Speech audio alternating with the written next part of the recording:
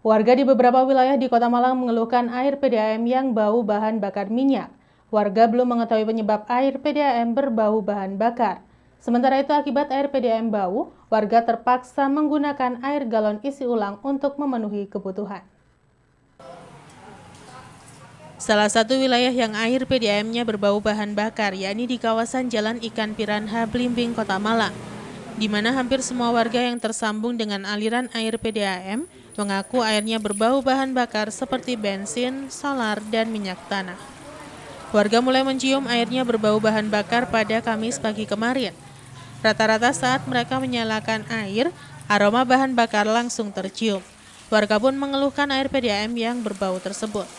Ana, salah satu warga Jalan Ikan Piranha, mengaku ia mulai mencium aroma air pada pagi hari. Saat dinyalakan, aroma bahan bakar langsung tercium. Ia pun belum mengetahui penyebab airnya berbau. Namun ia menduga ada kebocoran pada sumber air. Sementara akibat air PDAM Kota Malang yang berbau bahan bakar, warga terpaksa menggunakan air galon isi ulang untuk memenuhi kebutuhan mereka. Bahkan sebagian warga lainnya terpaksa menggunakan air PDAM, namun untuk menghilangkan bau bahan bakar mereka harus merebus air dari PDAM sebelum digunakan atau dikonsumsi. Bau kayak aroma bensin gitu loh, kayak gas. Mulai tadi pagi, ya sekitar jam 8-9an lah. Kurang tahu ya, apa mungkin ada kebocorannya, mungkin ada penerempasan aliran-aliran gas di tanah tempat aliran airnya PDAM, mungkinan bisa. Kalau saya belum, saya tadi lihat di grup pasar kelurahan itu katanya sudah ada yang mau diidentifikasi gitu loh, katanya sudah ada gitu. Makanya itu bingung. Kira-kira aman enggak, saya juga nggak tahu ini kayaknya ya. Galonnya. Iya, kayaknya alternatifnya ya harus galon itu. Sementara masih dipakai. Tapi kalau direbus itu nggak bau. Kalau udah direbus jadi air rebusan gitu nggak bau. Tapi kalau langsung ngalir itu masih tawar gitu, aromanya kelihatan bau banget. Ya kalau di tempat kayak ember gitu, bak gitu mesti kayak ada endapan minyak di atasnya gitu. Alfredo melaporkan. Menanggapi keluhan masyarakat terkait air PDAM yang berbau bahan bakar, Wali Kota Malang melakukan inspeksi mendadak atau sidak untuk melihat penyebab dari baunya air PDAM di sejumlah wilayah di Kota Malang. Dari hasil sidak tersebut ditemukan adanya tumpahan solar dan masuk ke saluran tandon air nomor 3. Wali Kota Malang yang didampingi jajaran Direksi PDAM Kota Malang melakukan inspeksi mendadak atau sidak di sumber air Wendit untuk melihat penyebab dari tercemarnya air PDAM di sejumlah wilayah yang dikeluhkan oleh masyarakat. Dari hasil sidak ini ditemukan adanya tumpahan solar di bagian pengisian, genset, dan kemudian mengalir melalui selokan dan masuk ke tandon air nomor 3. Diketahui bahan bakar solar yang tumpah dan masuk ke tandon 3 sebanyak 2.000 liter. Selain menemukan adanya tumpahan sampah, Wali Kota juga melihat kualitas air di tandon 3 yang diketahui sudah mulai jernih dan bau bahan bakar sudah berkurang. Wali Kota Malang mengatakan tercemarnya air PDAM yang dikeluhkan warga ini akibat tumpahan solar dan diduga adanya unsur kesengajaan yang dilakukan oleh orang tidak bertanggung jawab. Untuk itu, pihaknya akan melaporkan ke petugas kepolisian untuk dilakukan penyelidikan. Wali Kota juga meminta maaf kepada warga terdampak atas kejadian tersebut. Saya minta, ini sudah bukan domain kami. Ketika melakukan ini, kalau ada unsur kesengajaan, berarti nanti kami minta kepada pimpinan, pada dirut dan direktur ya, untuk melakukan tadi pendekatan dulu, siapa sih yang tugas di sini, dan selanjutnya saya kira yang terimbas itu kan bukan PDAM ya, tapi yang terimbas adalah masyarakat ya. Dan itu membahayakan ya, ini kan membahayakan terhadap hajat hidup orang banyak. Sementara pihak PDAM Kota Malang terus berupaya melakukan penormalan kembali pipa saluran sehingga air yang mengalir ke warga bisa segera kembali normal. Saat ini pihak PDAM Kota Malang terus melakukan pengurasan pada reservoirs dan flushing pada semua titik hidran untuk normalisasi air dari bau minyak solar. Sebelumnya pada Kamis kemarin, warga di beberapa wilayah di Kota Malang mengeluhkan air PDAM yang tercemar dan berbau bahan bakar. Hari ini petugasnya sedang melakukan flushing untuk menguras air-air yang mungkin masih tercemar di dalam pipa agar dibuang semuanya. Sehingga pada saat kita alirkan, air yang sekarang sudah normal ini tidak lagi terkontaminasi dengan air yang sudah tercemar. Pengurasan butuh berapa waktu, berapa hari? Kita terus-menerus, kita tidak bisa memprediksi berapa harinya. Karena terus-menerus dan kemudian kita uji sampai pada batas normal. Kami tidak bisa memprediksi karena ini sesuatu yang bisa dilihat tapi juga berada di pipa ya. Minyak itu kan bisa saja nempel-nempel di dinding pipa. Nah, untuk bisa mengetahui itu pasti tetap kita selalu melakukan uji lab hingga pada posisi normal. Kita akan seperti itu. Simon Alfredo melaporkan. Balai Pelestarian Cagar Budaya atau BPCB Jawa Timur terus melakukan ekskavasi penemuan Candi Pendem abad 10 pada zaman Empu Sendok di Desa Pendem, Kecamatan Junrejo, Kota Batu. Dari hasil ekskavasi, tim arkeolog BPCB menemukan beragam peninggalan sejarah di lokasi candi maupun sekitar candi. Tim Balai Pelestarian Cagar Budaya atau BPCB terus melakukan survei perluasan ekskavasi penyelamatan temuan bangunan di tengah lahan milik warga Desa Pendem, Kecamatan Junrejo, Kota Batu. Tujuan ekskavasi adalah untuk mencari bentuk, keluasan, dan fungsi dari struktur bata yang telah nampak dari hasil kegiatan ekskavasi sebelumnya. Ekskavasi yang telah dilakukan kali ini berhasil membuka kotak gali seluas 10 meter kali 8 meter. Dari luasan galian tersebut berhasil menampakkan profil pondasi bangunan bata berukuran 7,5 meter kali 7,5 meter yang tersusun dari 6 lapis bata dengan dimensi bata penyusunan berukuran panjang 35 sampai 36 cm, lebar 25 sampai 26 cm, dan tebal 9 sampai 10 meter. Bentuk bangunan memiliki arah orientasi 103 derajat dari arah utara kompas, dan pada bagian tengah bangunan ditemukan konsentrasi tumpukan bongkahan batu-batu andesit. Dari hasil ekskavasi, arkeolog Balai Pelestarian Cagar Budaya menjelaskan, ditemukan beberapa pecahan tembikar dari beberapa wadah berhias seperti bejana, tempayan, dan vas. Ditemukan hanya pecahan mulut botol kaca yang diduga berasal dari masa kolonial. Sementara temuan di sekitar Candi Pendem juga ditemukan sebuah candi serta patung dewa, dan diperkirakan bahwa struktur bata kuno yang berada di situs Pendem ini merupakan sisa bangunan candi. Tidak hanya itu, bahkan temuan situs diperkirakan bangunan candi di situs Pendem diduga kuat merupakan bangunan candi yang disebut dalam prasasti Sangguran, yang menurut catatan Verbeek pada tahun 1836, yang kini prasasti Sangguran tersebut berada di ladang warga Skotlandia. Adapun tulisan prasasti Sangguran bertuliskan tentang kutukan yang dibuat oleh Empu Sendok. Balai Pelestarian Cagar Budaya atau BPCB Jawa Timur berharap kepada pemerintah untuk bisa mengambil kembali prasasti Sangguran yang berada di Skotlandia tersebut. Pertama, kita menemukan fragmen tembikar yang berupa wadah dari vas, jambangan, terus bejana, terus kemudian ada mata uang koin dari Belanda, yang ada dua yang ada tulisannya. Pertama Nederland Indi tahun 1825 dan koin yang bertuliskan Java tahun 1810. Terus kemudian kemarin kita menemukan satu koin dengan diameter 1,5, cuma masih tertutup patinasi, kotoran begitu. Nanti kita akan bersihkan dan coba akan kita baca ada tulisan apa begitu. Terus selain itu kita juga menemukan adanya arca Wisnu yang ditemukan pada bulan Februari, berjarak kurang lebih 500 meter di sebelah barat atas siwa dengan kepala 3, yang dari gayanya lebih mendekati gaya Jawa Tengahan daripada Jawa Timuran.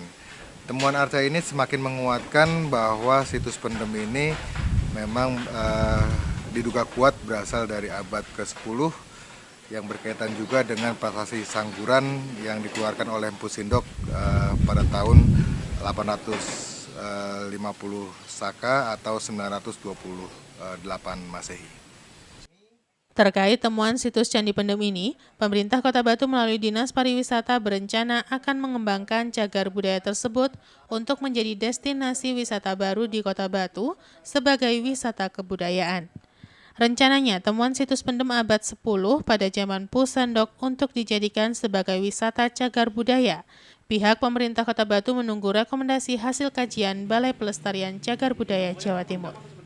Harapan kami nanti di akhir November nanti ini kegiatannya bisa dituntaskan, kemudian nanti muncul rekomendasi-rekomendasi, muncul rencana-rencana tindak lanjut. Pada intinya kita sangat berharap situs yang ada di Pendem ini betul-betul menjadi bagian daripada kekayaan situs yang nanti akan kita lestarikan dan kita jadikan sebagai penyemangat generasi muda untuk meningkatkan seni kebudayaan juga pariwisata yang ada di Kota Batu. Yanto Yancung melaporkan. Terima kasih Anda masih bersama kami dalam Info 7 Malang Raya. Memasuki penghujan, banyaknya sampah di aliran air harus menjadi perhatian bersama agar tidak menimbulkan masalah bagi lingkungan. Namun sayang diduga akibat kurangnya kesadaran sebagian masyarakat, sampah banyak yang memenuhi sungai maupun aliran air lainnya. Masih sulitnya untuk menumbuhkan kesadaran sebagian masyarakat untuk menjaga lingkungan disesalkan banyak pihak, karena mengganggu lingkungan dan bisa mencemari air serta menimbulkan banjir. Akan tetapi masalah sampah yang banyak dibuang di aliran air atau sungai ini tidak pernah selesai dan cenderung terus berlangsung walaupun sudah ada larangan oleh pihak terkait, baik desa, pemerintah kabupaten maupun pemerintah provinsi. Kebiasaan membuang sampah di aliran air ini masih banyak terjadi, sehingga tidak heran di beberapa wilayah di Kabupaten Malang, titik-titik sampah di sungai ini banyak kita jumpai. Salah satunya di pintu air di kawasan aliran sungai di Karangduren Pakisaji. Sampah cukup banyak terlihat di pintu air dan tidak hanyut terbawa air. Tidak hanya itu, di pinggir jalan pun menjadi tempat pembuangan sampah, sehingga tidak hanya mengganggu lingkungan, tetapi juga pemandangan kawasan terlihat kotor dan kumuh.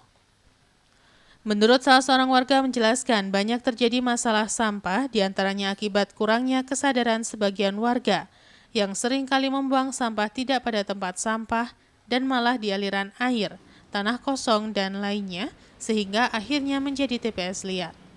Di lokasi lainnya di pinggir Jalan Raya Pujon juga terlihat sampah dibuang di aliran air, baik sampah rumah tangga maupun sampah organik sisa hasil panen warga. Banyak pihak berharap sinergitas pemerintah dan masyarakat semakin baik sehingga terwujud kehidupan masyarakat yang bersih dan sehat, dimulai dengan membuang sampah di tempat sampah dan tidak membuang sampah sembarangan, khususnya di aliran sungai. Ya miris ya, untuk kehidupan satwa di sungai juga gitu. Dan untuk pesan masyarakat ya jaga kebersihan lah, jaga diri. Volume air juga kan maksudnya kualitas air juga kan kualitas air ya udah mulai turun Pak ya. Kalau untuk di kota tapi ya. Kalau pertama di kota itu fasilitas ya. Mungkin udah ada, cuma yang kesadaran masyarakat aja yang masih banyak kan. Tuan Hikmawan melaporkan. Terkendala cuaca, ketersediaan apel di tingkat petani berkurang akibat banyaknya bunga yang rontok. Faktor hujan menjadi salah satu penyebab rontoknya bunga selain menurunnya kualitas hasil panen. Kurang sehat lah istilahnya. Memasuki awal penghujan, hujan mulai turun dalam beberapa hari terakhir berdampak pada tanaman apel. Tanaman apel cukup banyak yang mengalami rontok bunga dan juga apel kecil. Kondisi ini tentu saja akan berpengaruh pada volume dan kualitas panen apel. Ketersediaan apel siap panen di tingkat petani mempengaruhi harga jual. Ketika stok terbatas maka biasanya harga akan merangkak naik dan sebaliknya ketika panen melimpah harga mengalami penurunan. Tetapi hal tersebut tidak mutlak karena banyaknya buah lain di pasaran juga mempengaruhi harga apel. Salah satunya ketersediaan jeruk masih banyak dan mulai melimpahnya mangga di pasaran. Saat ini harga apel berada di kisaran 8 hingga 10 ribuan untuk kualitas bagus di tingkat petani. Sementara di pasaran masih dijual dengan harga di atas 20.000 per kilogramnya. Menurut salah seorang petani setempat menjelaskan, harga apel turun naik akibat banyak faktor. Salah satunya turun ketika panen bersamaan dengan musim buah-buahan lainnya dan melimpah di pasaran. Di lokasi kawasan kebun apel di Tulungrejo Bumiaji, terlihat mulai berkurang stok apel siap panen. Dan masih terlihat apel terserang penyakit lalat buah atau mata ayam, sehingga menurunkan kualitas apel dan bahkan mengurangi volume hasil panen, karena apel membusuk dan akhirnya rontok. Ya, kalau hujannya terlalu banyak malam, misalkan 2 hari berturut-turut gitu ya, bunganya apel ya busuk, Pak. Apel busuk. Sekarang apel sudah musim berbunga apa gimana? Ya, ada yang berbunga, ada yang tua itu termasuk buahnya rusak itu, agak ada kehitam-hitaman langsung bosok itu, Pak. Yang apa itu? Mata ayam itu? Ya, mata ayam yang besar itu. Iya, berarti kualitasnya juga berkurang, Pak ya? Ya, kualitas agak berkurang ya, kurang memuaskan, kurang baik hasilnya itu, Pak. Volume juga? Iya. Proses penimbangan. Iwan Hikmawan melaporkan. Terima kasih Anda masih bersama kami dalam Info 7 Malang Raya. Upaya untuk membudidayakan tanaman dengan varietas baru di tengah-tengah petani, PT Paranusa menghadirkan sebuah tanaman yang biasa disebut alpukat pameling. Paranusa dengan nama kepanjangan Pameling Raja Nusantara mengajak petani di Malang Raya untuk berinvestasi dengan sistem kemitraan, mengembangkan alpukat pameling dari Malang untuk penjuru negeri Nusantara.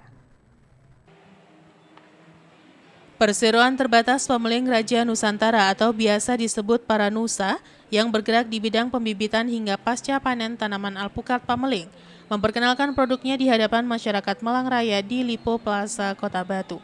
Meskipun baru 3 bulan berdiri, Paranusa yang beralamatkan di Desa Wonorejo, Kecamatan Lawang, Kabupaten Malang ini telah mampu menciptakan ikon baru, yakni membudidayakan buah alpukat pameling yang menjadi ikon Malang Raya. Dengan sistem membangun kemitraan bersama masyarakat, khususnya petani, Paranusa telah menyiapkan mulai dari bibit alpukat pameling, tim pendamping perawatan, masa panen hingga pasar alpukat pameling. Paranusa untuk saat ini telah mengalokasikan pengembangan kawasan di Kabupaten Malang seluas 100 hektar. Direktur Utama Paranusa menjelaskan bahwa alpukat pameling merupakan salah satu komoditas buah berpotensi ekspor. Komoditas ini didorong untuk dapat menembus pasar ekspor karena tinggi permintaan. Hal ini sejalan dengan program yang telah digaungkan Menteri Pertanian, yaitu Gerakan Peningkatan Ekspor 3 kali lipat, dan alpukat salah satunya. Selain pengembangan kawasan, akan juga didukung untuk off-farm, yaitu fasilitasi pasca panen hingga pemasarannya. Alpukat pameling diharapkan dapat dikembangkan secara luas dan dinikmati oleh seluruh masyarakat Indonesia, bahkan ke luar negeri. PT Pameling Raja Nusantara ini bergerak di pembibitan, budidaya, kemudian ada pasca panen, sampai pada investasi. Nah, Paranusa ini memang fokus di pameling, alpukat pameling, yang mana ini ada salah satu varietas yang ada di Malang, ya. Kebetulan ini secara legalitas sudah aman, dalam artian sudah memiliki sertifikat. Kemudian kemarin ada beberapa kunjungan dari menteri yang memang sekiranya ini dijadikan sebagai varietas unggulan nasional. Nah, di sini Paranusa hadir untuk memberikan kontribusi ya terhadap masyarakat-masyarakat yang ada di Wonorejo, sehingga apa yang menjadi produk unggulan atau varietas unggulan nasional ini bisa benar-benar terangkat bahkan sampai pada ke tingkat internasional. Karena memang dari segi umur sih memang Paranusa baru sekitar 3 bulan, dan kami memang hadir untuk mengangkat bagaimana alpukat pameling dari segi kesehatan, ya, kemudian dari segi bisnisnya sangat memungkinkan. Artinya potensi dan peluang yang ada di alpukat pameling itu saat sekarang sedang menjadi emas dan sedang dibicarakan oleh banyak pihak. Nah, artinya Paranusa fokus untuk mengembangkan produk unggulan yang ada di Wonorejo Lawang, yang mana menjadi varietas unggulan itu tadi. Nah, selain daripada itu, kami juga bergerak di pasca panennya. Artinya produk-produk yang sifatnya fresh, ya, kemudian buah-buah yang seperti ini kami jadikan juga sebagai produk olahan. Yang sudah kami kembangkan di Paranusa ini ada 2. Yang pertama adalah pasta. Ini pasta miliknya Paranusa. Kemudian ada yang kedua alpukat potong. Nah, ini salah satu produk yang ada di Parnusa, khususnya yang ada di skup pasca panennya.